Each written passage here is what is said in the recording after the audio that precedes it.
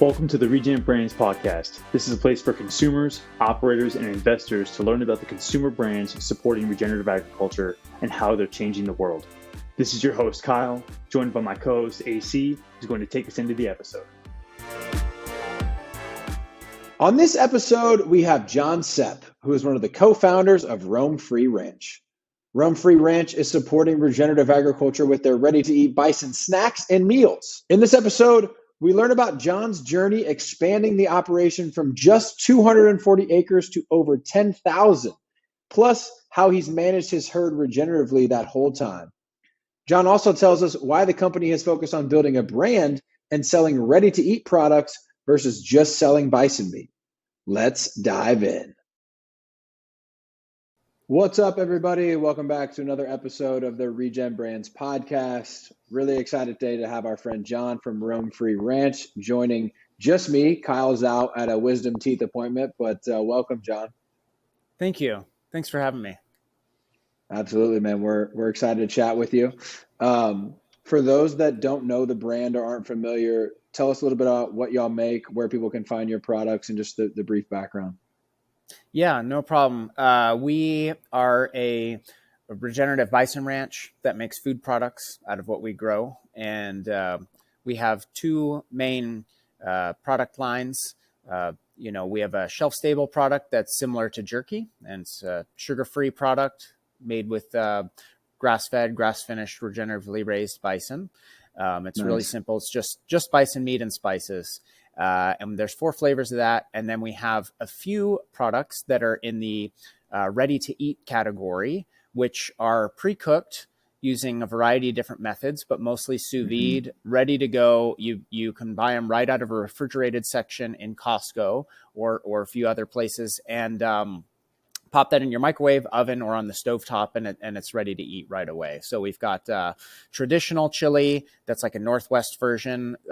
We have Bison Chili Colorado that is currently in Costco right now, and we have one other secret product. I can't tell you what it is yet, but it will be available. It'll be available in 2 months coming out. We're launching another one that you'll see come across Costco shelves at that time. So amazing. The chili SKUs are phenomenal. I've had them at Expo West. I probably had a little too much. I probably had a little more than I should have, but they were super good and very tasty. Thank you. Absolutely. Jon, take us back to where this all started. I believe you have a military background. That background's kind of been interwoven into the story of this brand and just all that. So take us back to how it all started and how we got here. Yeah, sure. So, to go even before that, when I was really young, everybody always asks, how did you get into raising bison? Because that's where the brand started. It stems out of the ranch. So we started as a ranch first, and as a young boy, I'd always just been fascinated with them. I grew up in a military family, and my family was, I was one generation removed from being involved in agriculture, but really liked the animal first before I knew, what was to come. And so I served 9 years in the military. And during that time, I prepared myself when I got out to start raising bison, which is what I did in late 2013. So I started a ranch here in Montana. Cool. And at the time, it was very cheap and easy to move here. Land was inexpensive. And of course, Yellowstone came out, and it's become quite the different story of kind of a land grab. Everybody wants to move here. And it's caused a lot of challenges in trying to grow a ranch now. So it's interesting that the TV show talking about the struggles actually created a struggle. So that's where we started. I met Brittany, and in very early 2017, we just running a ranch is extremely difficult. It's very high volume, low margin business. I was not coming from a place of inheritance, so there was no land base to operate on that. And when I first started, I bought 240 acres, which is really just nothing. It's a pin dot in Montana, especially with a ranch. It's not enough to make a go. So I was running it as a hobby, and I had a side job. But once I there came an inflection point where I had to make a decision, and that's when I met Brittany, and we decided, look, we're going to go all in on this and have a brand, grow the ranch, and we quit our side jobs. You know, she was working at Boeing, I was running a fencing company, like building fence for ranches, and so we exited both of those and went all in on the bison and leased more ground, bought some more ground, and that's where it brought us today. Launched the brand, came out with jerky, and then a couple of years ago is when the jerky was doing well. We decided, like, here's another area that you know, seems underserviced, that people it seems like a good spot to bring bison and introduce that to the masses, and that was the ready to eat category, and that's been doing well as well. So we've got, you know, we're running both those lines now. Yeah, we definitely need to have way more regenerative products in both snacking and ready to eat. So excited to dive into those. A couple of questions on the origin story. Are you from Montana originally? Are you from that area? No, I grew up in Norway, actually. Okay. My dad was in the military, and there wasn't a base as a kid when I grew up there. But you know, if I'm going to call anywhere home, it would probably be that. And when I came to Montana, when I was in the military, I had served here, you know, as like home base a few times, and it reminded me a lot of being in Norway. Not a lot of people, a lot of open wilderness, and you know, it fit the price point and where I wanted to start ranching at that time. So I'm not originally, and right now our ranch is located in where I first moved was the center of the Flathead Reservation. So that's within the boundary of the CSKT tribal nation, which is the Confederated Salish and Kootenai tribes. So the ranch sits within the middle of that. It's a unique situation called an open reservation in Montana, where there are parts that were homesteaded before and after it became a reservation. Some of it was sold, some of it changed hands, and so it's somewhat fractured in that the land that we operate on now is not tribal, but within those confines. So it's another layer of an interesting, you know, part of the story of the ranch and where we live, and you know, how we participate in land stewardship here. And, you know, regenerative wasn't a word when I had first started this, but at that time it was called, you know, it was rotational grazing. Then it was holistic management. Now it's regenerative, which is a bit of a combination of both those concepts, but it's getting at the same you know, fundamental basis of the concepts behind returning carbon to soil. And, you know, selfishly, that's good as a rancher because you can grow more grass, stock more animals, and make more money, but equally benefits, you know, not only the consumer with a healthier meat product, but of course, environmentally, a longer term you know, better environment for everybody. So it's kind of a win all around, but it's nice to see it really come into vogue, and the word regenerative has caught on quite a bit. And so we hope to continue to see people, you know, I'm sure 5-10 years from now, it will evolve into a different name, but it's going to continue to be the same thing. So, Yeah. Love it, man. What was your first exposure to Bison, the animal? You said that you kind of had fallen in love with them, or there was like a real attraction there. Just talk to us about that. That's interesting to me. Yeah, I actually have a really funny home video my parents found the other day. It's a really, really old, like VHS video. I was 4 years old, and this was just before my family moved to Norway. We were moving across the United States, like coast to coast. We moved, probably 14, 16 times before we moved to Norway at a young age. And so it was, you know, sometimes we were moving twice a year. On several of these moves, going coast to coast, would stop through Montana, you know, during the summers when we were out of school. And there's a few parks between here and South Dakota that just kind of have like open areas you can go see bison. Yellowstone, of course, is the biggest one, but there's a few other smaller ones. And in one of these smaller parks, you know, my parents had gone out looking for bison, wanted to show this to me and my brother at a young age, just as an opportunity, you know, to see something new and kind of beat the heat of a summer drive in an old car. And we came across this big bull, which was late in the year, but, you know, during rut. And I kind of laugh now that I raised them. You know, I would never allow my my parents or anybody to do this, but typical tourist thing. They got out of the car. It was in a kind of a prairie setting, so they're a bit far away. And my mom walked up to go get a picture of one of these bison, and my dad was yelling at her. Anyway, she got this picture and then came back to the car, and me and my brother thought this was like so cool that my mom just like totally went up and did this. That just sent it with a bison. Just a moment that stuck. Now, of course, you're going to get made fun of and everything these days, but this was like, in the 80s where you could go and you'd throw like bread to the prairie dogs, and that was normal. You couldn't do that. Disclaimer anymore in the parks, disclaimer for our listeners: don't do that with bison because they will hurt you. No, don't do that now, right? But it was an impactful moment in my childhood, and just the animal was impressive. And I remember, wanting to know more about them and learned all about them, and heard that just so many things from my parents. And it was just such a moment in our family for a long time. It kind of was an impressive moment on me that I just had always liked the animal. And I liked animals in general. I had always wanted to be a veterinarian growing up. Obviously went, in a much different direction, but it had always been you're a pseudo veterinarian now. Yeah. I'm a veteran. There you go. Different, but close. Right. And so anyway, we, I just wanted to have bison, and that led for a long life path of where I'm at right now. That like I had bought some as a hobby when I got out of the military. I had prepared when I was in the military for 9 years, saved, bought the land, and then continued to step into what it is now, which is a large scale commercial regenerative operation to feed people in a responsible way. So that's what we're doing. Yeah, well, good for you, man. That's amazing. And I think that animal, having been around it a little bit, I'd like to spend more time.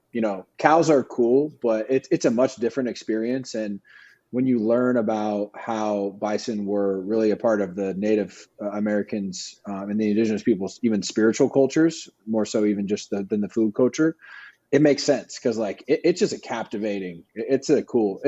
I love bison. They're just very, very cool. Yeah.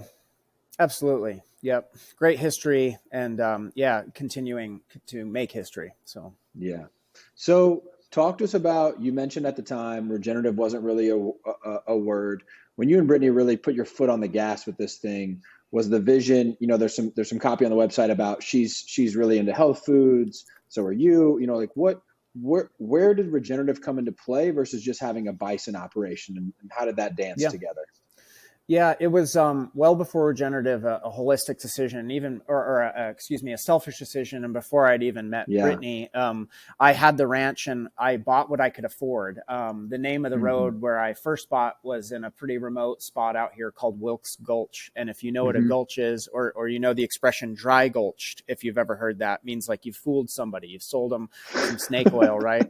And I knew somewhat of what I was getting into, but I bought a very dry patch of ground here, very fragile, and, in a gulch. And when I first started on my own, I was just looking for ways to like optimize because, you run out of grass quick, you run out of water quick. And what could I do, at that time? And this is like 2013. What could I do at that time to optimize this so that I'm getting better yields, more animals, increasing profits? How do I pay for it? Right. That's the hardest part. And that was called rotational grazing. And then probably 2015 came on the stage, holistic management. That was another name of what it was called. And so it converted to that. There was a little more science as people started to invest themselves more into it. And I had learned about this at a local bison producers meeting, and this was in 2013, just rotational grazing. And that's been around since, World War II and beyond, of even being like a government program that we've paid ranchers to do for almost 100 years, right? Because people have recognized the benefit of moving animals, but the science gets better every year. And what it really turns out to all be is your people are finding ways to move domestic animals, referring to non-bison within North America, how bison moved. So just by having bison alone solves half the issues of what the science is trying to prove right now. But there is a component that's missing to how bison were moved, and not for us, but for a lot of people in the United States, is the predator movement. We have a lot of predators on the ranch: wolves, grizzlies, Wow. and scavenger predators too. Not that they move the animals, but certainly if they're moving the bodies of animals that have been eaten, those smells will cause them to move as well. So that is the core of the science. And what people have been trying to do for years and years is show quantifiable data around how does that help you, how does that movement help you. And that's a long way to say regenerative in the brand has been there since the beginning. In the ranch, it's what bison are, and it's what all, when you really refer to regenerative agriculture in dry land in America, right? So pretty much everything west of the Mississippi, unless you're like maybe stacked right on a river, but even I'd argue that is too, you are mimicking the movements and patterns of bison, and you can either be very close to that or very far away from that. Like there's brands that you'll see that obviously walking around Expo West, regenerative is a buzzword. They'll put it on everything from coffee to bananas to pigs to you name it, like things that are not regenerative and could never be, right, by their fundamental nature. And so I think it's still honorable and great. I actually don't discourage it. I think it's good that those brands adopt those things. They're clearly trying to target a consumer and to use branding, but what it does is reinforce to the consumer, this is a new perspective and way that you can be looking at food. And so it helps our brand in particular for people to want to investigate, look further into that and learn about that and make better, eating decisions, which benefits, as we said, everything up chain from there. So that's a long way to say it's the core of the brand. It's what the brand is about. It's what bison are about. If you look into their history, the whole reason we're having so many problems is the removal of keystone species from the land, the largest of which being bison in the West. And it's also what created the fertility. So people can and you can either choose to use that stored bank of fertility in the United States for good or for bad. And you see pretty much both ends of the spectrum being pretty extreme right now. There's not really anybody in the middle. So you're either monocropping and creating like kind of chemical laden, like one narrow channel, non-biodiverse vegan foods, or you see people like on another spectrum saying like, we want biodiversity that mimics the habitat that they should be grown in and feeding people in a way that's going to mesh better with their biology. And that's where we're at. It's just a place of massive extremes. And I think it's only going to continue to increase in food in general. And I notice those trends. It's an extreme fracture at Expo West. There's no fence sitters, Yeah. It's super interesting. There's a lot of things to pull out of what you just shared there. One being, I think we don't have the right vernacular to talk about this, but like, what's the most regenerative or what's whatever, like bison's got to be up there or number one, especially for that ecology that we're talking about in that region, because they are the keystone species. And if managed appropriately, like we just know they should be there and they should be providing these ecosystem services that create these outcomes. It's been super fun. We kind of talked about it with Phil at Wild Idea. We've talked about it with Robbie a little bit at Force of Nature, and now you, and like, so couldn't be more fans of that. Whether something can be regenerative or not probably comes down to what your definition of the word is, which is also highly contentious. But I think the point you're trying to drive home here is like, how do we eat species appropriate food? How do we put species appropriate food on land bases that make sense, right? And then how do we steward whatever that food is appropriately? And that's what we're all about. And there's different ways to do that. And I would even say the thing I'm looking forward to in the future is like, how do we stack those foods? So how do we put multiple of those regenerative ingredients into a dish or into like, how do we create things like, I feel like with what you guys have done with the ready to eat items that are easily consumable, because convenience, right, is not going anywhere. The fact that people are going to buy the majority of their foods at the grocery store aren't going anywhere, which is like, hey, the most regenerative world we could live in is us going out and bow hunting for some bison and then, cooking it on the open fire, massive grill that y'all created on the ranch. But it's probably not super realistic. So like, what's the given the constraints, what's the best way to create that change? Yeah. So talk to us about product development, right? Because I know Mm-hmm. y'all sell some fresh cuts, not really under the brand. I think it's direct to consumer more so, still under the brand. Mm-hmm. But then you have like the jerky product and you have the ready to eat product. So as you were a rancher, why did you feel like you needed to have a brand? Why these products? Like just talk through us through that commercialization process. Yeah, absolutely. It's a great question and segue. As a rancher, why do you need to have a brand? And I'll tell you, because when I first started, and there's a struggle of how do you make this more available, right? This goes back to your first point. How do you make this more available?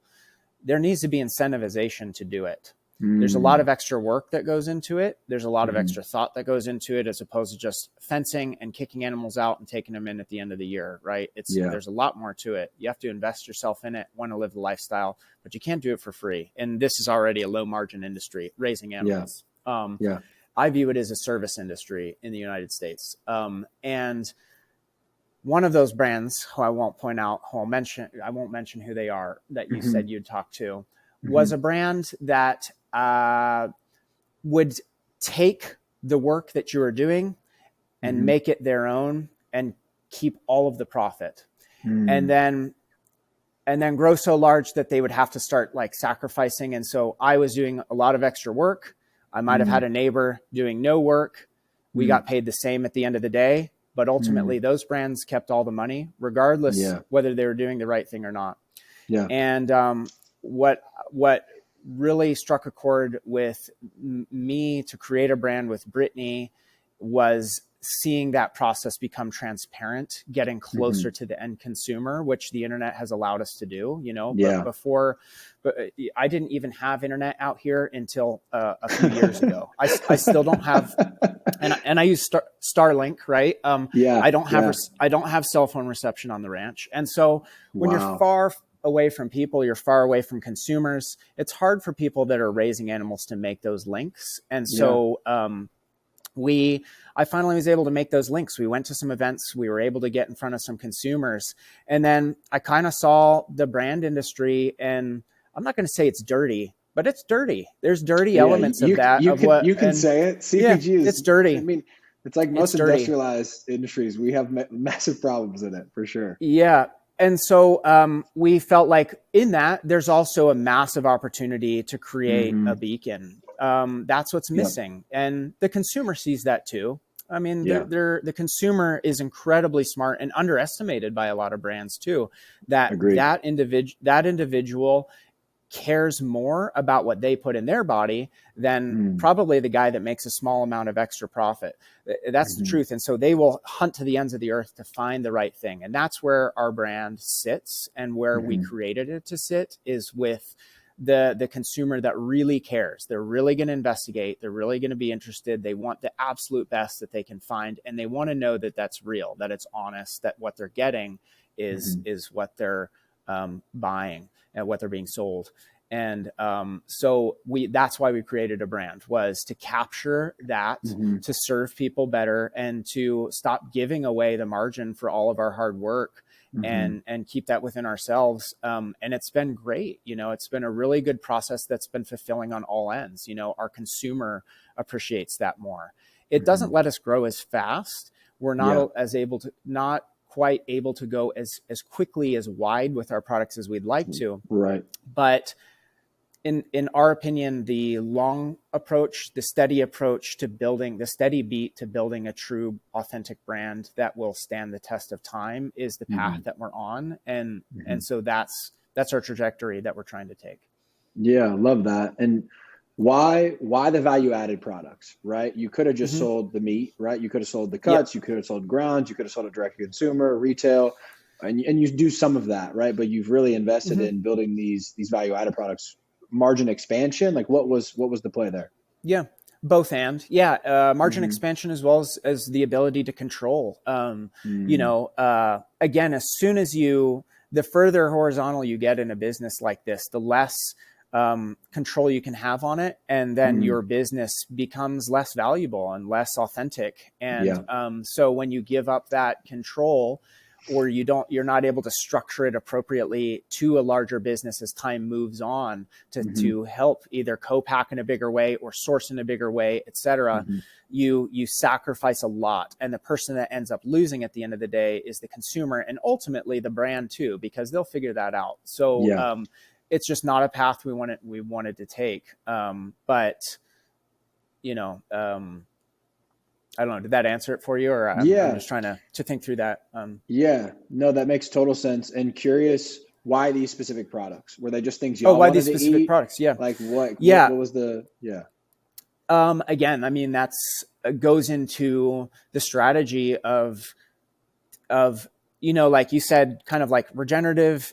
It can be contentious, or you could say like it could have a lot of definitions, but really at the end of the day, you're trying to do the best that you can in every moment there, right? Not everybody will agree on what that is, but that's the intention behind it. And so our products were strategically developed in that same manner, to match that is like, what are the best products that we can create? And so when we sat down and honed what those were in terms of like, it's not just the balance of what the USDA is telling you on the back of the box, right? Yeah, right.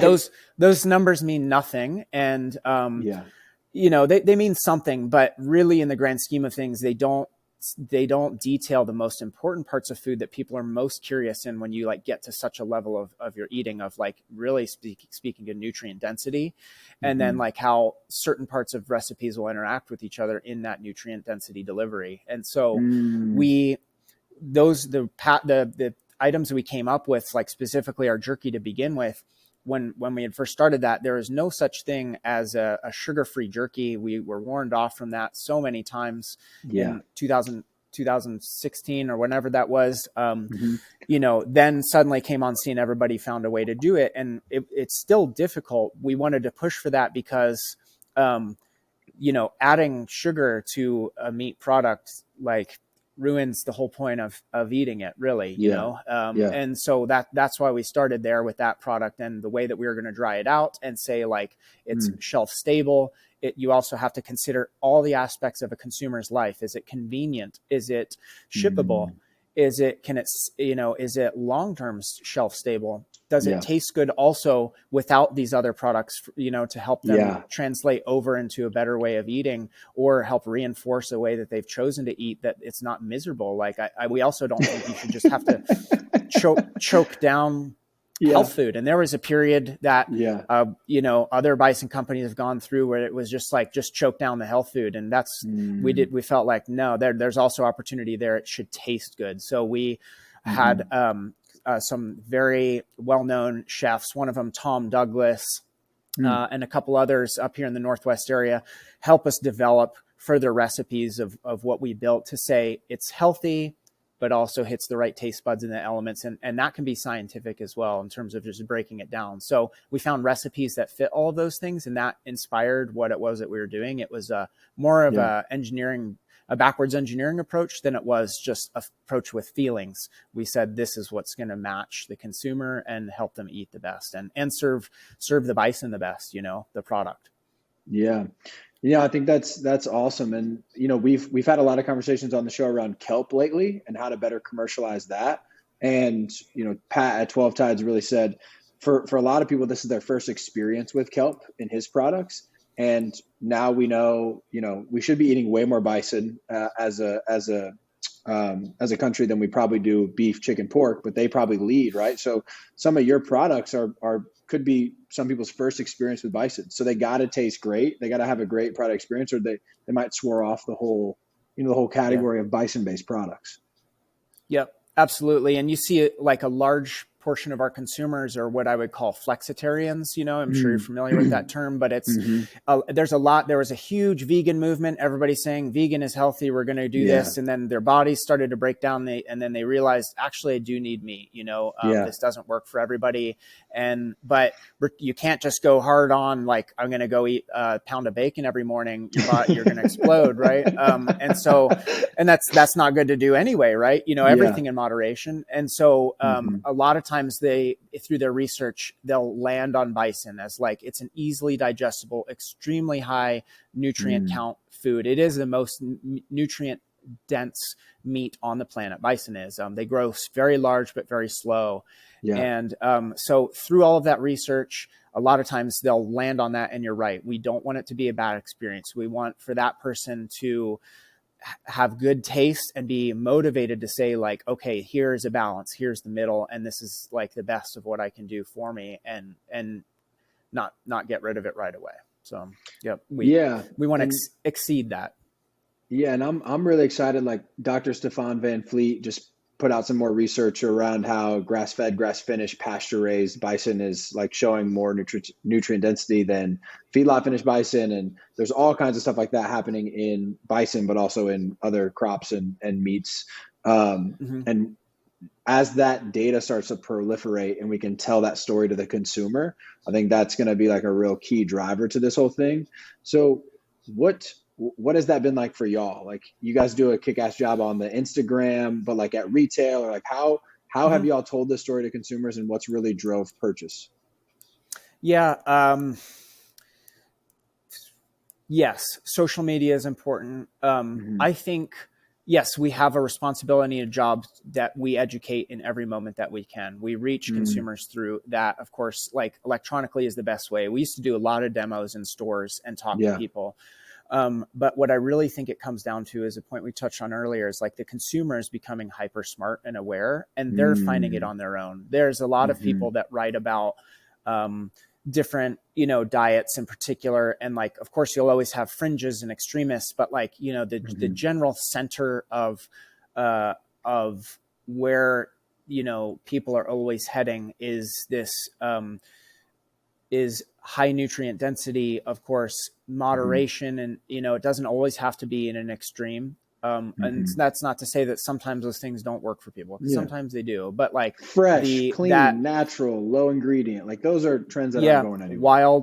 Wild, lower chemical loads, raised in larger open settings. And then of course you can advance that all the way to saying a regenerative setting, which is well advanced beyond that. And then what are the health implications there of the animal and therefore you that you're eating? And so, I think it's the consumer that is investigating that. That is what you see is driving this. They are becoming aware, and that's a good thing. People are, they obviously have noticed, typically it's this pattern that we see of people that end on Bison. They have some issue in their life. It could be, the way they feel, the way they think, the way their body is reacting. They try all these different things, right? And they investigate, and then eventually find something that's working. And a lot of times it's within those realms that we talked about. And it's for them internalizing that's pushing this product. And so they hunt for it now. We call it a treasure hunt item. They come across it in the store. It's positioned correctly on the shelf. They know about it already because they've become, self-aware that this is something that's going to benefit them. And then as long as the taste checks out, this is going to be something that they're going for. And so that's again where our brand sits, is for those consumers that are self-aware. For, like we of course have lots of different targeted segments of consumers that we'll look at, but really it's those that really care about their health. They're finding us at that point. You just have to put yourself out there and be available. Yeah, I think especially right now where we're at with everything, we're at that tip of the spear on the adoption curve, right? And so those are the people we have to go capture. And then I think as brands, we have to kind of cross-pollinate among them so that they're supporting full regenerative grocery carts, right? Or pantries. I want to circle back to the agronomy. You touched on it at kind of at a high level, but like two questions we like to ask is, and I'll make them specific for you, is how does the way that you raise your bison compare to maybe like conventional or feedlot finished bison in that's available? Like how is roam-free bison different than regular bison? And then second question is, how is raising bison different than beef and cattle and that ability to kind of affect the ecosystem? Yep. So how are we different than like a traditional feedlot guy? A lot of ways. So primarily it's starting with your land base, right? A feedlot, and there's actually limits with bison and feedlots too. It's not even like a beef feedlot that you might have driven by. They call them free choice feedlots. You actually can't, because bison are a wild animal. And this is getting into your second question. Sorry, you can't just pack them together and have them gain weight.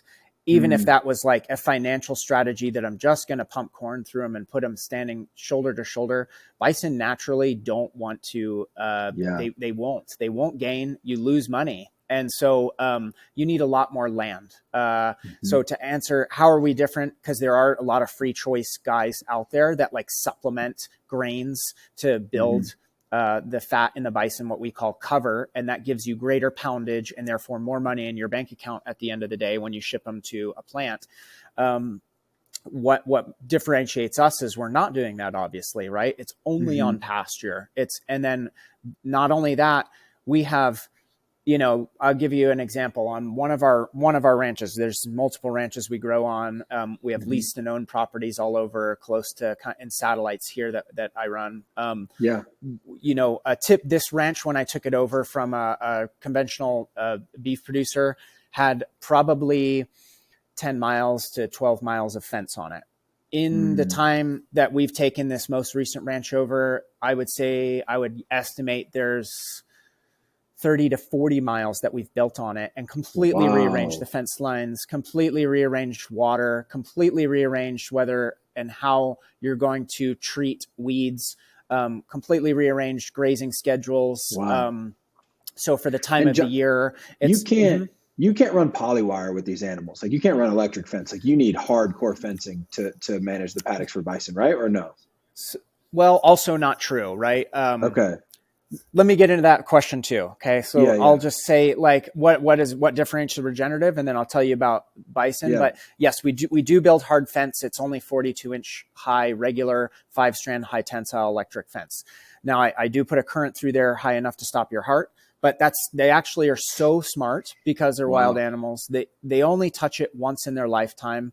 They rarely touch it again in the years that they're alive. And that's all you need. And that's the level of electricity that needs to enter through them, because they're highly insulated so that they even feel anything. But all that to say, regeneratively, we also have like multiple monitoring stations that are verified through the local college, as well as an organization called Western Sustainability Exchange that we work with that like monitors our carbon for us. So we participate in carbon programs with another company called Native Energy out here. We measure all types of things in the soil to see and also modify our grazing habits. It's a lot of additional work beyond just kicking them out. So like, what's your water infiltration? How many species do you have? Is there a change from last year? Are you grazing appropriate to your bloom cycles? And like the whole ranch changes in elevation by about 3,000 feet across the whole thing. So are you moving your animals up and down the mountain at the appropriate times of the year? How are you isolating? What kind of water are they drinking? What's in their water? All of our water is fresh, spring fed all the time. It's not left stagnant in tanks. It's always moving. That reduces any type of parasite load that could be possible, which also means that I don't have to use, I use no vaccinations, no dewormers in any of our animals. Ivermectin is a very common one. You have to have, there's a lot of things you must give cows to keep them alive that you do not have to give bison. And there's a lot of misconceptions about bison, which we can get into, but they do not need those things to survive. They're incredibly capable animals on their own, whether it be calving, sickness, or just their ability to thrive. It's just optimizing those environments for them. And there's a lot of science that goes into that. So you were joking earlier, but yes, we've basically become full-time veterinarians to understand the animal, to see what is going to be best for that. So we take all those things into account and consideration, their lives, the space that they have, how we're rotating them, all those things. So all of that ends up with better grass, more carbon in the ground, higher mineral count in the meat, healthier animals with better calving and conception rates long-term, and ultimately a better product that goes to the consumer. If I could give a percentage of like a feedlot animal versus a regenerative animal, that's really hard to say. Is it 100% better? Probably not. Is it 50% better? Probably yes. But that's where I feel like the next science is going, is to really detail true mineral counts to see what that is. We can see that in evidence of when people eat that way and how the ground behaves. But of course, that's the future, and that's what we're working into. And so just staying on that leading edge in front is the goal, and the front mindset of our business, how we're raising bison. That's the main difference compared to conventional of, listen, my great grandfather did it this way. I've got one fence. I've got nothing internal. Who cares about their water? If they're alive when they walk out and they get on the truck, that's good for me because I get a check and I'm not trying to do too much more. It's already hard enough. And it is extremely hard. And I do not put anybody down that's going to raise conventional either. Anybody that's raising protein for a living, that is a hard life. I don't care whether you're doing it regeneratively or traditionally. It doesn't matter. Every person that's doing that deserves an enormous amount of respect. So we also don't, I don't dissuade people even from eating feedlot beef, which I know is like maybe a extreme diversion there too, but it's, even eating feedlot beef is still better than being a vegan. So I would say like, whatever it is that you're going to do, have at least some meat in your diet. And if that's what you can afford, it's still going to be better for you than no meat. So do your best there. But we're all living in a sliding area there. So there's a lot of gray there, right? We try to make everything super binary, and there's a lot of false binaries out there. So I would agree. We need to embrace a little more complexity. When you go through that whole list, it makes me think of three things. One, that's clearly a guy that understands his craft and has taken the time and put in kind of the sweat, blood, tears to figure it out. Two, is this like do you need technical tools? Do you need a bunch more like human capital? Do you just need more time? Do you need like what has allowed you to be able to do these things successfully? That's the big one, really. Sleeping less, working more,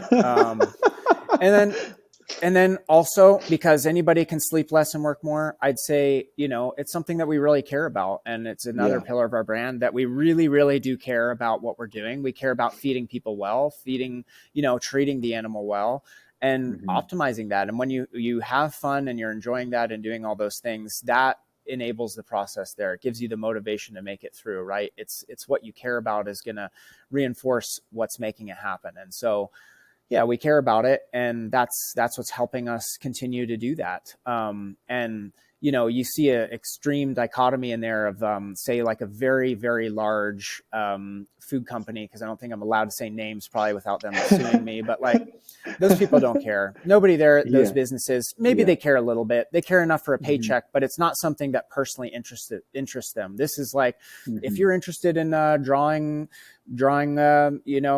portraits and being an artist, you're going to care and invest yourself in that. This is what we care and invest in, and that's what's making it successful, is because we do. And so that drives everything that we're doing.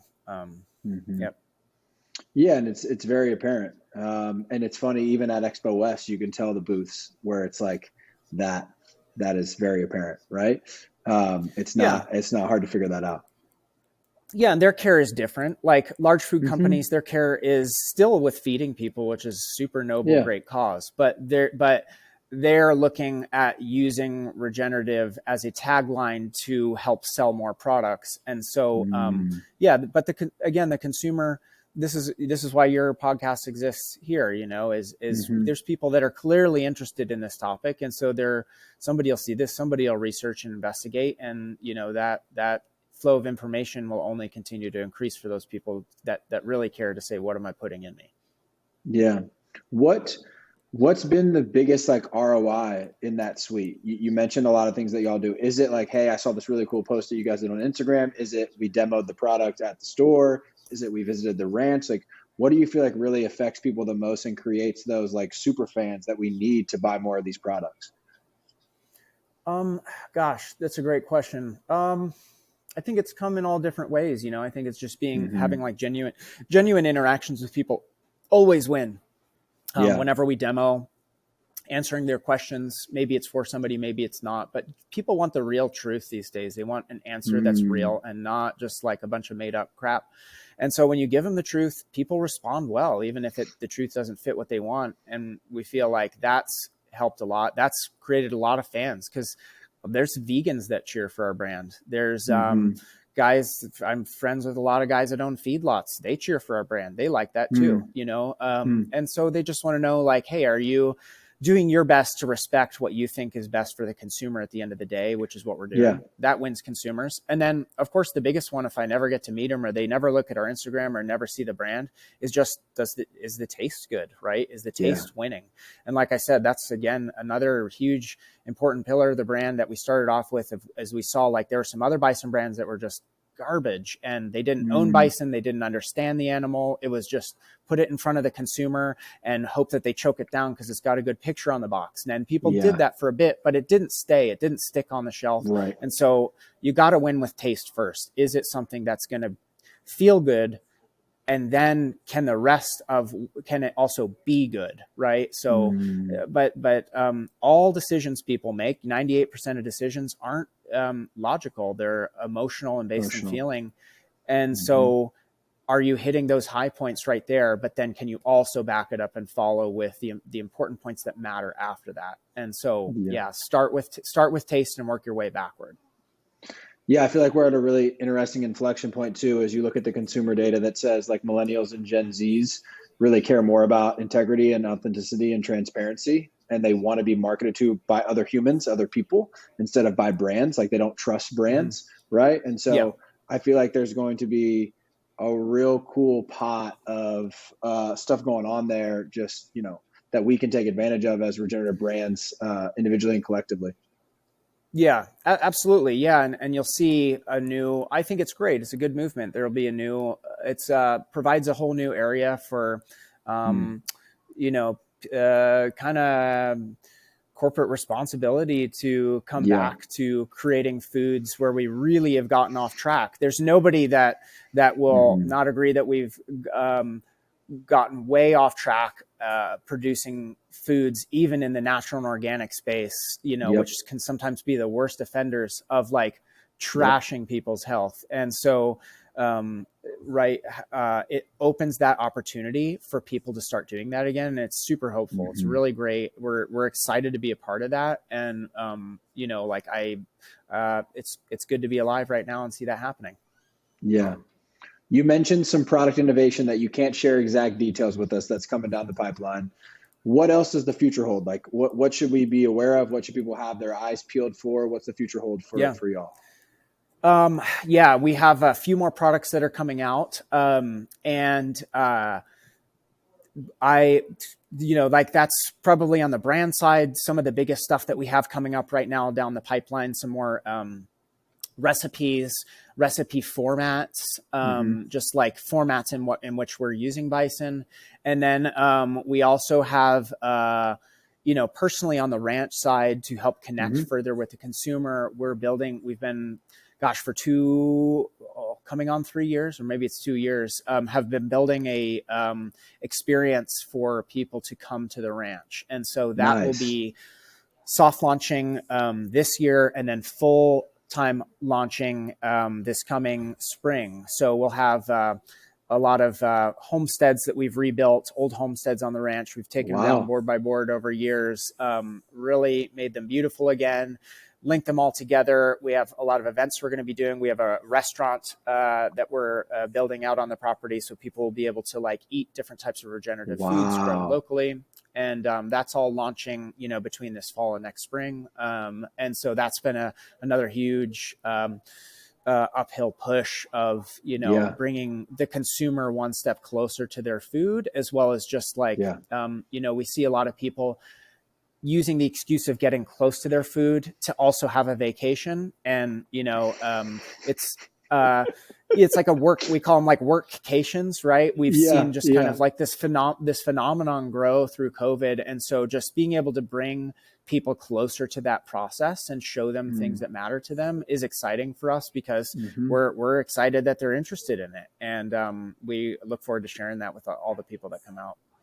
Yeah, we can call it an education vacation. And I think we've seen in the regenerative space, I think especially on the ranching side, that things like that on ranch, on site, like, are so catalytic in creating consumers, but also just educating people to be more conscious consumers of other products as well, right? And to understand my family has been in the food business for 100 years, and my knowledge of basic ecology of like growing animal foods was next to nothing before this journey of 3 years ago. So experiences like that, I think, are vital. And they also prove that the world is small, as in the guy who was my college quarterback, is brothers with a friend of yours that has visited the ranch, which is just, it's a small world, man. It's a beautiful thing.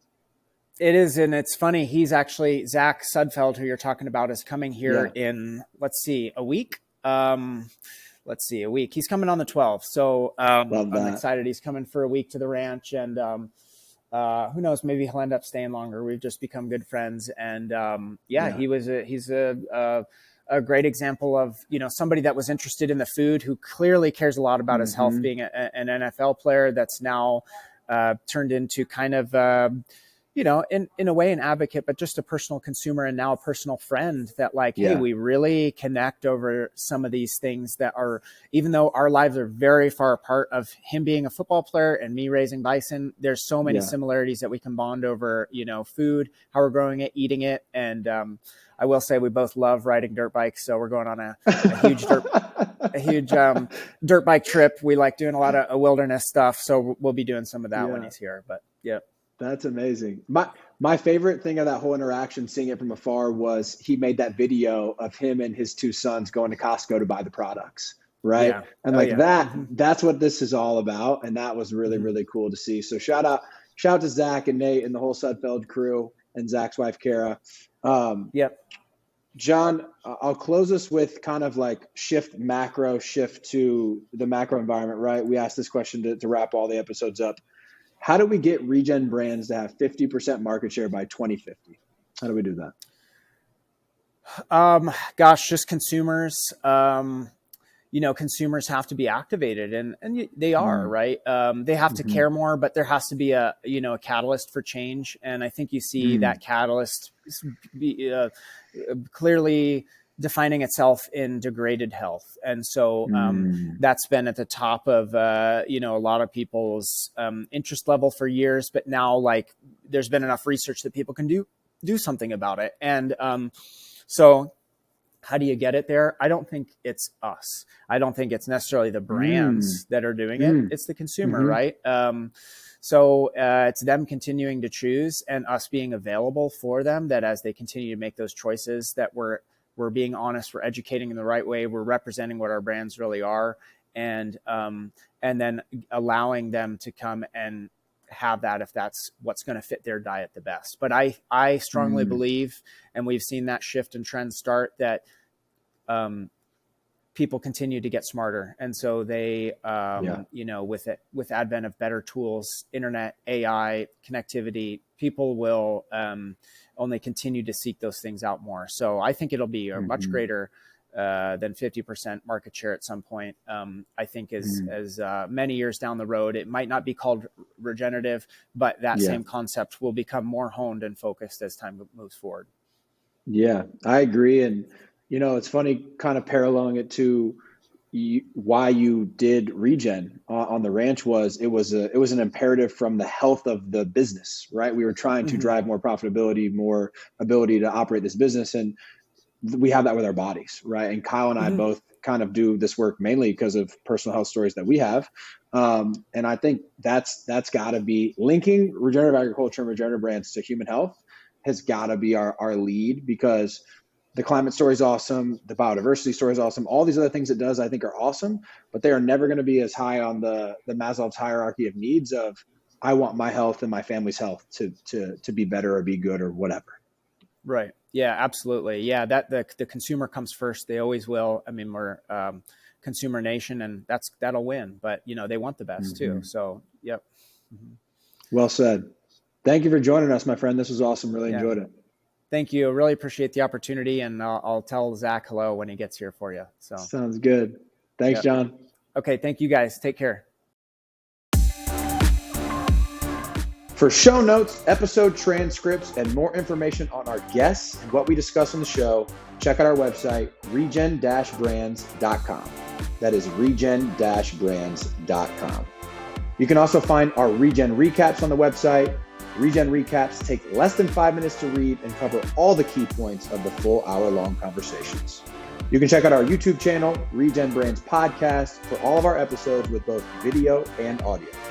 The best way to support our work is to give us a 5-star rating on your favorite podcast platform, subscribe to future episodes, and share the show with your friends. Thanks for tuning in to the Regen Brands Podcast, brought to you by the Regen Coalition and Outlaw Ventures. We hope you learned something new in this episode, and it empowers you to use your voice, your time, and your dollars to help us build a better and more regenerative food system. Love you guys.